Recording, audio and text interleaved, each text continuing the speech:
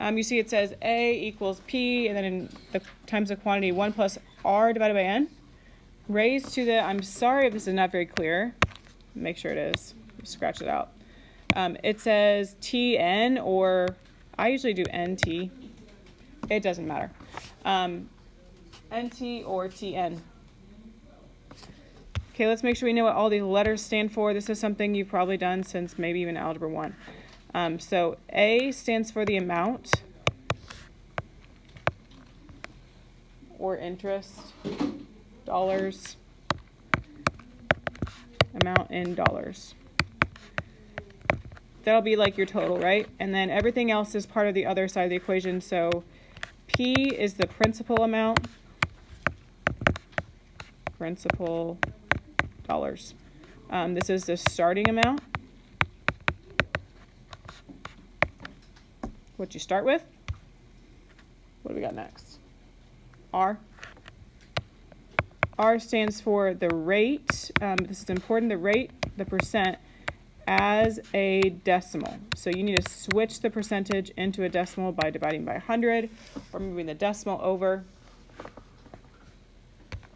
What's next? N. N is the number of times per year. Or number of times this is happening. It'll say like annually, semi-annually. You have to figure it out. And then T stands for time. Time in years. Looking at the first one, we need to make sure we know what all the letters are. So it says, suppose $2,500 is deposited. So that is what? P. That's the starting amount. In an account paying 6% per year. So this is R, but R is not 6. If you use 6 for R, you're going to get a really gigantic number when you're done, and that's wrong. You need to make sure you convert this to a decimal. So you can take 6 and you can divide by 100, or you can take the decimal and move it 2 spots to the left. So my actual rate is 0.06. 6% per year compounded semi-annually. Do you know how many times per year that is? 2 semi. Yeah, like a... I don't know how to explain that right now. I don't know. There's all kinds of these stores have like semi-annual sales. They're talking about twice a year. And then, oh, it says it right there. Duh. Okay. Find the amount after 10 years. So that's T. With no withdrawals. You're going to be really diligent about this. Okay. So A is equal to the principal, which is $2,500. And in big parentheses, you're doing 1 plus the rate, so 0.06. Divided by the number of times per year, which we said is twice because it's semi-annual, raised to time, like Tn or Nt. Doesn't matter which order you do. I'm going to do Nt because that's what I'm used to. So 2 times 10 years, which is T. Okay, here's my little blurb on this. You need to be careful if you type this in your calculator all at once. If your calculator is a calculator that is more updated and does fractions well, then I'm not super worried about it. If your calculator is more like mine, it's a little bit not as smart, then you maybe need to be a little bit more cautious about doing that. I will let you trial and error, but you need to make sure you're utilizing parentheses and stuff like that. Maybe do some of the basic simplifying first to make sure that you don't make a stupid mistake, okay? So like $2,500, I can quickly in my calculator or my brain do 0.06 divided by 2. I know that's 0.03. So 1 plus that would be 1.03. And then if I do 2 times 10, that would simplify to 20. Can you do it all in your calculator at once? Sure. But especially if you have a smaller scientific calculator, be careful because you have to use your parentheses just right or it's going to mess it up. So I'm going to get you the final answer here, and then you can see if you have the calculator skills. Okay? It is approximately, I'm using approximately because we're rounding, $sign, $4,515.28. If you are not getting that, it's a calculator error. It says how much interest is earned over a 10-year period. Okay, a lot. Let's see. You originally had $2,500, and now you have so much more. 6% interest rate is pretty good. Okay. Well, what do I do? Subtract. 4,515.28. Subtract what you started with, 2,500, and you should have how much interest you gained, which is, do that real quick. A lot. Okay, you're just doing subtraction. Okay, so this is, if you want to make a note, because these are your notes after all, finding the present value. This is going backwards. You're solving. So we're going to set up everything we know, and then you have the amount, you have to solve for something in the equation. Let's see, Leah, okay, I don't know what she did get in trouble because she's going to owe $15,000 in 8 years. It reminds me of those movies where they're like, where's my money? So I don't know what's going on with her, but hopefully this is not what my daughter turns out to be like. She didn't owe somebody $15,000. Okay. Leah must pay a lump sum of $15,000 in 8 years. Oof. Okay, so A is going to be $15,000. That's the amount that she's going to owe. I don't know, to like the mafia boss or something. And then the time in years is 8. What amount deposited today? She better get a head start. Deposited at the rate of 4.8%. What is that as a decimal? Move it twice to the left, or divide by 100. 0.048. Compounded annually. How many times per year? Once. We'll give her $15,000 in 8 years. Remember, 8 is the time. We already said that, but okay. Oh, Leah. Here we go. $15,000 is equal to, okay, you don't know the principal. That's the whole point of this. What amount deposited? You're trying to find P is what? So principal, and then you should be able to fill in the rest. 1 plus the rate, so 0.048, divided by the number of times per year, which is just once, raised to NT, which is just 1 times 8, right? Okay, I'm going to simplify this a little bit, and then we're going to do the solving. Obviously, if I have a number of times per year of 1, it doesn't really do much. So this is just 1.048 raised to the 8th. You're solving for P. You got to first figure out what this number is. Oh, trying to highlight, not working. This number. So what is 1.048 to the 8th? Okay, do not delete that out of your calculator. You can write something down as a placeholder, meaning like we're writing this number down, which is a rounded value, but it doesn't actually what we're going to divide by. You're going to divide using what's in your calculator, which is about 1.455. Okay, without deleting that out of your calculator, you're going to type in $15,000 divided by the answer. The answer key on my calculators on a Casio is usually above the negative sign. It says ANS. It's probably somewhere similar on yours, but you need to look for that.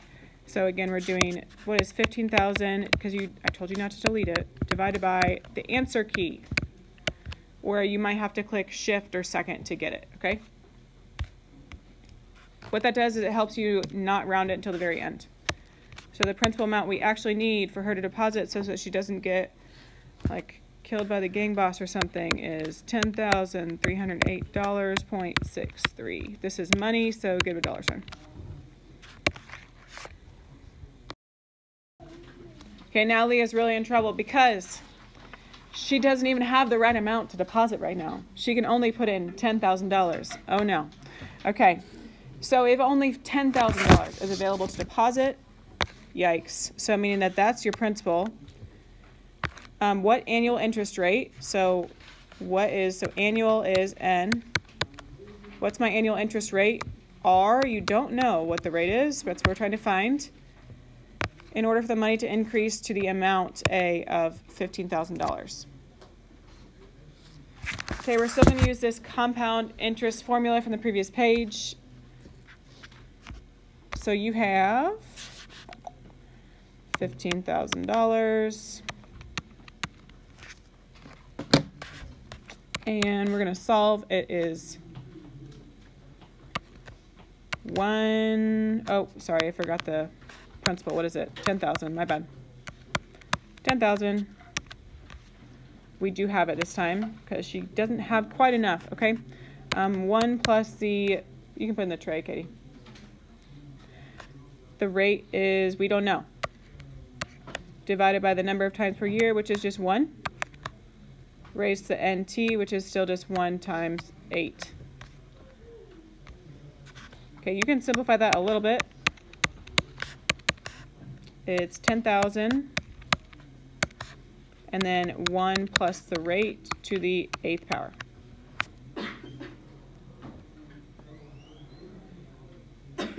Okay, you can't do anything with the parentheses yet because the first thing you gotta do is get it alone before you deal with that exponent. So you should first divide $15,000 divided by $10,000, and it should get you a nice little number here of 1.5, which hopefully makes sense. So now you've got this. 1.5 is equal to, still in parentheses, 1 plus the rate to the 8th power. Can I subtract 1 right now? Heck no, because 1 is in parentheses. You cannot do that. You have a power of 8. This is like what we did in the previous page. There's a couple ways you could do this. The reciprocal power to 8 would be, flip it, 1/8. So you can raise it to the 1/8 power. Or you can do the 8th root. It doesn't really matter. I'm going to take it to the 1/8 power because I think that's probably what you're less familiar with. If I do take it to the 1/8 power, this cancels out. You have to do it to both sides. So 1.5 to the 1/8 power. That's kind of small, sorry. This is something you can type in your calculator. So if I'm typing this in my calculator, obviously I do 1.5 and then I raise it with the caret key. Again, if your calculator is not super smart like mine, you have to put the fraction in parentheses, otherwise you will not get the correct answer. Okay, so 1.5 to the 1/8 power, or you can do the 8th root of 1.5. The whole point of that is to get rid of the power of 8. You now have this. So if you're not getting this, then it's a problem with how you're typing it in. It is 1.052. Again, don't delete it out of your calculator because that's just a placeholder. What's the last thing you have to do? Subtract 1. And you get this lovely rate. R is equal to 0.052, which as a percentage is 5.2%, which is what we're trying to do here, okay? So what you just got is E. E is, it's still going to be kind of rounded, right? Because we've got this. So 9 decimal places. So 0, 5, 1, 9, 8, 9, 5, 0. I guess we'd round to 6. For the sake of making sure we actually understand how to do our assignment today, there is an E button on your calculator. We're going to do one quick problem to practice it. When it is compounded continuously, this is when you use E. So if I compound continuously, I have to use this formula. Amount equals the principal, and then E raised to the RT. So here's my little problem for you. I'm going to try and jot it down as shortly as I can. So if you have $8,000 deposited,